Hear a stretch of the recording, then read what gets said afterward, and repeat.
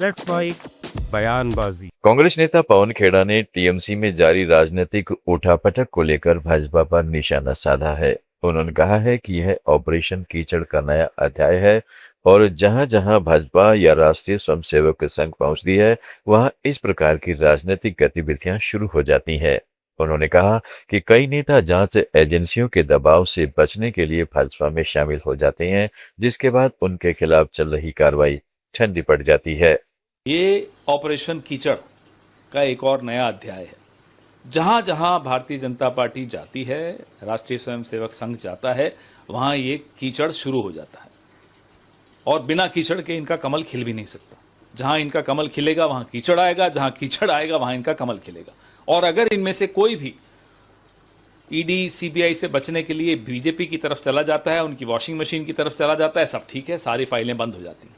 ये महाराष्ट्र में हुआ, ये अब बंगाल में होता हुआ दिख रहा है और कई राज्यों में आपने ये होते हुए देखा।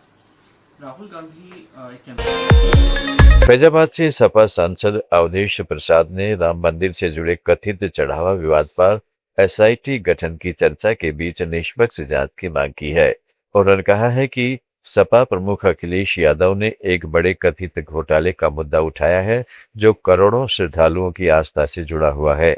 अवधेश प्रसाद ने कहा कि मामले की जांच सुप्रीम कोर्ट की निगरानी में गठित समिति से कराई जानी चाहिए, ताकि सच्चाई सामने आ सके। माननीय राष्ट्रीय अध्यक्ष आदरणीय अखिलेश यादव जी ने एक बहुत बड़े लूट का, जो प्रभु श्री राम के मंदिर के चढ़ावे के पैसे का हेरा फेरी के बारे में खुलासा किया। खुलासा करने के काफी दिन तक न तो सरकार की तरफ से कोई बात आई, न ट्रस्ट की तरफ से आई। यहाँ तक कि मैंने सुना सरकार के कोई मंत्री वहाँ गए थे और प्रेस के लोगों ने पूछा था, तो उन्होंने कहा कि ये ट्रस्ट का मामला है। अरे भाई, वोट लेते हो तो मंदिर के नाम पर वोट लेते हो, वोट मांगते हो, और जो मंदिर में चढ़ावे में डकैती हुई, लूटपाट हुआ, तो आप कहते हो ट्रस्ट का मामला है।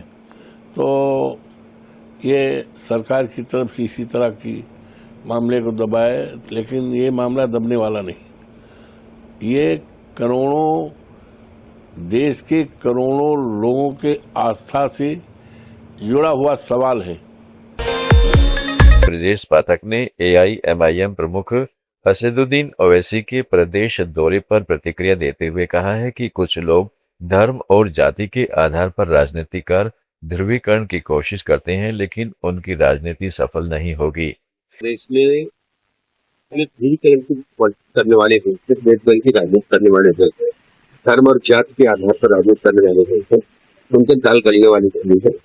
भारतीय जनता पार्टी सबका साथ सबका विकास सबके विश्वास के आधार पर माननीय प्रधानमंत्री नरेंद्र मोदी जी की गरीब कल्याण योजनाओं के जन जन तक पहुंचाने में सफल रही है और जन जन का आशीर्वाद माननीय प्रधानमंत्री नरेंद्र मोदी जी। सर, आज विश्व रक्तदान दिवस है सर, क्या? लखनऊ में राम मंदिर दान पर्ची चोरी मामले की जांच के लिए गठित एसआईटी पर कांग्रेस नेता अखिलेश प्रताप सिंह ने सवाल उठाए हैं। उन्होंने कहा है कि यह सिर्फ चढ़ावे का नहीं, बल्कि करोड़ों लोगों की आस्था से जुड़ा गंभीर सवाल है। अखिलेश प्रताप सिंह ने कहा है कि मामले की जांच अदालत की निगरानी में सीबीआई और ईडी से कराई जानी चाहिए। बहुत गंभीर विषय है। ये सिर्फ मंदिर के चढ़ावे का ही बात नहीं है, ये लोगों के, श्रद्धालुओं के, भक्तों के आस्था का भी विषय है। और एसआईटी के जांच में क्या कर लेगी? वो भी यूपी की एसआईटी, इसके पहले भी दर्जनों एसआईटियां कई चीजों पर गठित हुई हैं, उसमें क्या हुआ? सीबीआई ईडी किस लिए है? सीबीआई ईडी सिर्फ विपक्ष की जांच करने के लिए है। इस पूरे प्रकरण की जांच सीबीआई और ईडी से होनी चाहिए और वो भी अदालत के देखरेख में होनी चाहिए। मुंबई में शिवसेना सांसद संजय राउत ने पश्चिम बंगाल की मुख्यमंत्री ममता बनर्जी के खिलाफ दर्ज एफआईआर को लेकर भाजपा पर निशाना साधा है। उन्होंने कहा है कि यदि भड़काऊ भाषणों पर कार्रवाई हो रही है, तो अन्य नेताओं के खिलाफ भी समान कार्रवाई होनी चाहिए। संजय राउत ने कहा कि ममता बनर्जी एक संघर्षशील नेता है और विपक्ष उसके साथ खड़ा है। तो दिल्ली के चुनाव में अनुराग ठाकुर जैसे लोग जिस प्रकार के भड़काऊ भाषण कर रहे थे, तो उनके ऊपर क्यों नहीं एफआईआर दर्ज हो गया? उत्तर प्रदेश के हर बीजेपी का नेता इस प्रकार से भड़काऊ भाषण करता है, उनके ऊपर क्यों नहीं एफआईआर दर्ज हुआ? देखिए, ममता बनर्जी एक लड़ने वाली राजनीति है, जिसे हम शेरनी कहते हैं। उनको चारों तरफ से घेर कर आप खत्म करना चाहते हो, लेकिन हम सब उनके साथ हैं। एफआईआर से वो डरने वाली महिला नहीं है। चलिए, प्रश्न आहे बेंगलुरु में कर्नाटक भाजपा अध्यक्ष बीवाई विजेंद्रा ने भूमि अधिग्रहण को लेकर राज्य सरकार पर निशाना साधा है। उन्होंने कहा है कि कानून के अनुसार खेती की जमीन अधिग्रहित करने के लिए किसानों की सहमति आवश्यक है, जबकि संबंधित क्षेत्र के अधिकांश किसान इस परियोजना का विरोध कर रहे हैं। किसानों की असहमति के बावजूद उन्हें जमीन देने के लिए दबाव बनाया जा रहा है। उन्होंने कहा है कि भाजपा इस मुद्दे पर किसानों के साथ खड़ी है और उनके हितों की रक्षा के लिए संघर्ष जारी रखेगी। See, law of the land is very clear. If any state government wants to take agricultural land, more than 80%, at least 80% of the farmers should give their consent. But here in the Bidzi matter, I have been told nearly 100% of the farmers, I mean every farmers of this area, they are against this project. So state government cannot acquire lands forcefully. So even though Chief Minister is aware of this rule, why is he forcing farmers to give away their lands? Bharatiya Janata Party, we are very clear on this issue. Our BJP will support the farmers' cause, and I demand Honorable Chief Minister, rather than forcing farmers to give away their lands, they should change their location and then let them do project wherever they are convenient with. Chandigarh में हरियाणा के मुख्य निर्वाचन अधिकारी ए श्रीनिवासन ने बताया कि SIR के तहत डोर टू डोर अभियान रविवार से शुरू होकर 14 जुलाई तक चलेगा। इस दौरान सभी मतदाताओं को गणना फॉर्म भरकर बूथ लेवल अधिकारी को जमा कराना होगा। उन्होंने कहा कि जिन मतदाताओं के फॉर्म बीएलओ को प्राप्त नहीं होंगे, उनके नाम मतदाता सूची में शामिल नहीं किए जाएंगे। अभियान को सफल बनाने के लिए सभी बीएलओ को घर घर जाकर फॉर्म एकत्रित करने के निर्देश दिए गए हैं। जैसे मैंने बताया था कि SIR special intensive revision of electoral roll जो है, घर घर जाके जो अभियान है वो कल से शुरू होने वाला है हरियाणा में और 14 जुलाई तक चलेगा। और इस दौरान जो है सभी इलेक्टर अपना एन्यूमरेशन फॉर्म फिल करके बीएलओ को देना पड़ेगा, और जिसका एप्लीकेशन फॉर्म बीएलओ के पास नहीं आती है, जो ड्राफ्ट पब्लिकेशन होगी उनके उसमें नाम नहीं होगा। सो सभी इलेक्टर्स को ये आज आपके द्वारा रिक्वेस्ट कर रहे हैं कि अपने एन्यूमरेशन फॉर्म फिल करके बीएलओस को दें। सर, कितनी बार जो है टीमें लोग घर तो जाएंगी और कितनी बार अप्रोच करेंगे? हर एक बीएलओ को डायरेक्शन दिया गया कि कम से कम 3 बार कोशिश करेंगे कि आपके घर आए, एप्लीकेशन फॉर्म दें, और भरा हुआ एप्लीकेशन फॉर्म वापस लेने के लिए कम से कम 3 बार आपके घर आएंगे। और जी, किसी को भी कोई समस्या हो, जिला लेवल पर हमने कॉल सेंटर की एस्टैब्लिश किया है 1950 नंबर पे, और हर असेंबली कॉन्स्टिट्यूंसी लेवल पर भी हमने डिस्ट्रिक्ट कॉल सेंटर से सेटअप किया है।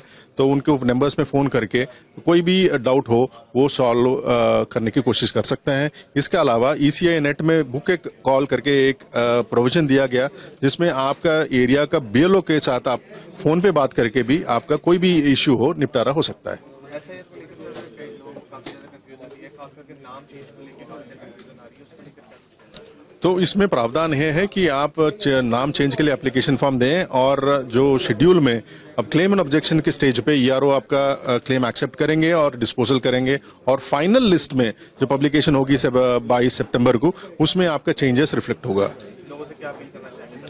लोगों को मैं यही अपील करना चाहूँगा कि जब भी आपका BLO आए, एप्लीकेशन फॉर्म, सभी एन्यूमरेशन फॉर्म्स जो है फिल करके वापस करें, और ज़्यादा से ज़्यादा लोग इसमें पार्टिसिपेट करें और सपोर्ट करें। और पॉलिटिकल पार्टीज को भी मेरा रिक्वेस्ट है कि इस पूरा प्रोसेस में ट्रांसपेरेंसी के लिए BLA की सपोर्ट हमें ज़रूरत पड़ेगी। Thank you. दतिया में शिवसेना UBT नेता आनंद दुबे ने पार्टी के कुछ सांसदों के एकनाथ शिंदे गुट के संपर्क में होने की खबरों पर प्रतिक्रिया दी है।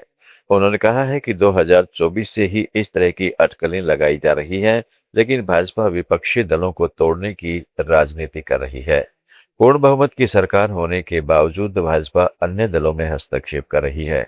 उन्होंने कहा कि राजनीतिक दलों को तोड़ने के बजाय सरकार को विकास के मुद्दों पर ध्यान देना चाहिए। जी महाराष्ट्र में बड़ी हलचल मची, आप मां के दरबार में क्या है वजह? देखिए 2024 से ही हलचल मची हुई है कि हमारी पार्टी के कुछ सांसद एकनाथ शिंदे की शिवसेना या बीजेपी में जाने वाले हैं। बीजेपी कभी ऑपरेशन लोटस की बात करती है, कभी ऑपरेशन टाइगर की बात। हम यही मां के चरणों में कह रहे हैं कि आपके पास इतनी पूर्ण बहुमत की सरकार है, 15 साल हो जाएंगे 29 में, आपका पेट क्यों नहीं भरता है? कितनी पार्टियों को तोड़ोगे भाई? अरे उधर TMC टूट टाट के खत्म हो गई, उधर शरद पवार जी का हालत बेहाल है, या हमारे ऊपर आपने एक प्रकार से वक्र दृष्टि की हुई है। तो हम यही आपसे कहेंगे कि आप विकास के मुद्दों पर काम करिए। आपने कहा था इस देश की जनता को अच्छे दिन लाएंगे, आप वो काम करिए, हम अपना काम करेंगे। हम जो आपकी कुनीतियां हैं, नीट के पेपर जब लीक होते हैं तो बच्चे आत्महत्या करते हैं, हम वो बात उठाएंगे। हम महंगाई की बात उठाएंगे, हम बेरोजगारी की बात उठाएंगे, हम ये उठाएंगे कि रुपया रोज क्यों कमजोर हो रहा है, रुपया क्यों लुढ़क रहा है। मनमोहन सिंह जी थे तो उस समय 60 रुपया था, आज 96 पार कर गया। हम अपनी बात कहेंगे, जनता तय करेगी, या हमें जिताएगी या हमें हराएगी। लेकिन पार्टी तोड़कर, मरोड़कर, घटोड़कर, ये कौन सी राजनीति है? अटल जी तो ऐसा कभी नहीं किए, और भी नेता ऐसा कभी नहीं किए। लेकिन चूंकि हो सकता है आप लोग नए नए हैं, नई भाजपा है, नई यंत्रणा हो सकता है, लेकिन हम आपके लिए भी प्रार्थना करेंगे माई से कि आपको सद्बुद्धि दे भगवान। दिल्ली में TMC सांसद कीर्ति आजाद ने भाजपा पर राजनीतिक विरोधियों के खिलाफ झूठे और मनगढ़ंत मामलों का इस्तेमाल करने का आरोप लगाया है। उन्होंने कहा है कि भाजपा लंबे समय से अपने विरोधियों को निशाना बनाती रही है।